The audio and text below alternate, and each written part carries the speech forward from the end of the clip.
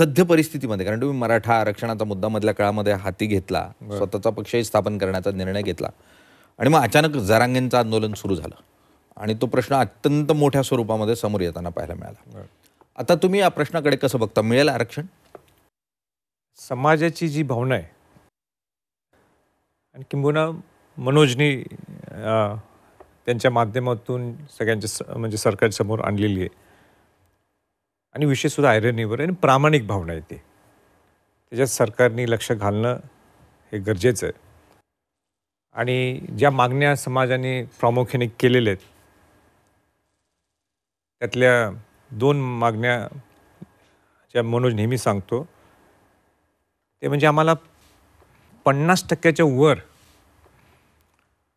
आम्हाला विश्वास नाही आहे, 50% आत द्यायला पाहिजे. म्हणजे क्रमांक 83 मध्ये जसं मराठा कुणबी, कुणबी मराठा, तशी अनेक कॉमा करून तत्सम जात म्हणून मराठा तिथं द्यावी. दुसरा एक मुद्दा त्यांनी आणला आहे की ते आम्हाला सरसकट आम्हाला कुणबी प्रमाणपत्र मिळावं.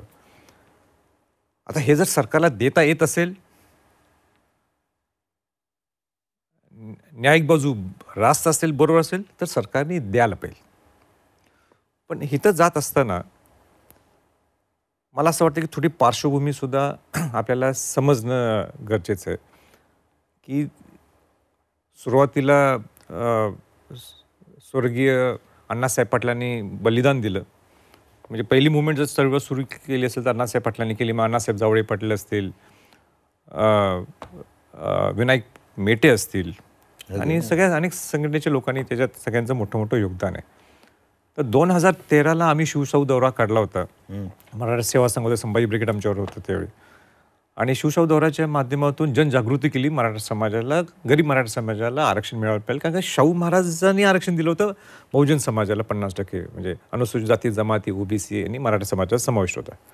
तर आम्ही मोर्चा काढला. ते नारायण राणे समिती स्थापन झाली. नारायण राणे समितीच्या माध्यमातून ते आरक्षण मिळालं, पण ते रद्द झालं कारण का ती समितीचा अहवाल होता.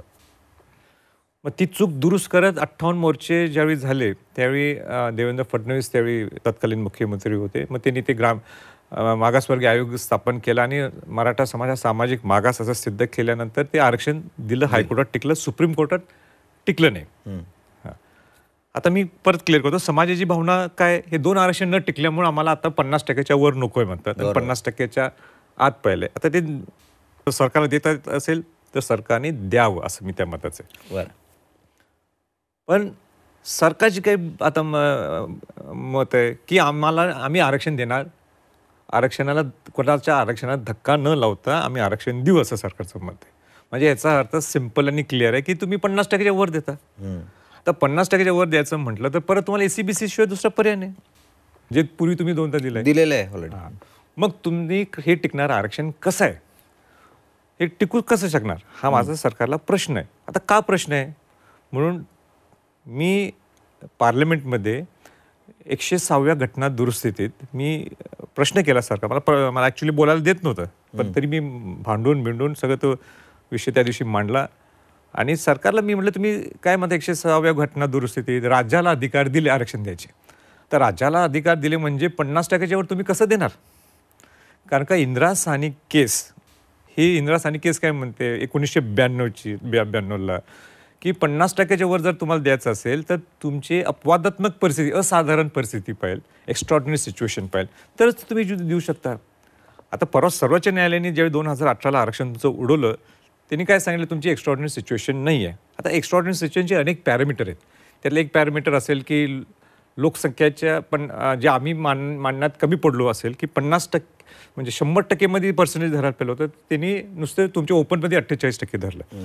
पण त्याच्यापेक्षा सोपा शब्द मी सांगतो, म्हणजे जे सामान्य माणसाला समजेल, ते काय म्हणतात की 50% वर तुम्ही देऊ शकत नाही कारण का हे तुमची परिस्थिती ही फारफ्लंग अँड रिमोट नाही आहे सुप्रीम कोर्टमध्ये. फारफ्लंग अँड रिमोट म्हणजे काय, दूरवर आणि दुर्गम. आणि सोप्या भाषेत बोलायचं असेल तर जिथं रस्ता नाही, जिथं पाणी नाही, जिथं वीज नाही, अशा ठिकाणीच तुम्ही आरक्षण देऊ शकता. सगळे पुढारी म्हणतातच ना की आम्ही लाईट दिलं, पाणी दिलं, सगळं दिलं, म्हणजे मग ही परिस्थिती राहिलीच नाही. मग हा शब्द बदलणं गरजेचं आहे. म्हणून मी परवा दिल्लीत सुद्धा आम्ही सगळ्या खासदारांना एकत्र बोलवलं का की तुम्ही हा विषय पंतप्रधानांच्याकडे घेऊन जायला पाहिजे. पंतप्रधानांना सांगायला पाहिजे की इंटरव्ह्यू करायला सांगायला पाहिजे की तुम्ही जे इंदिरा साहनीचे निकष आहेत ते 1992चे आहेत. आज 35 वर्षांनंतर ते निकष तुम्ही लावू शकत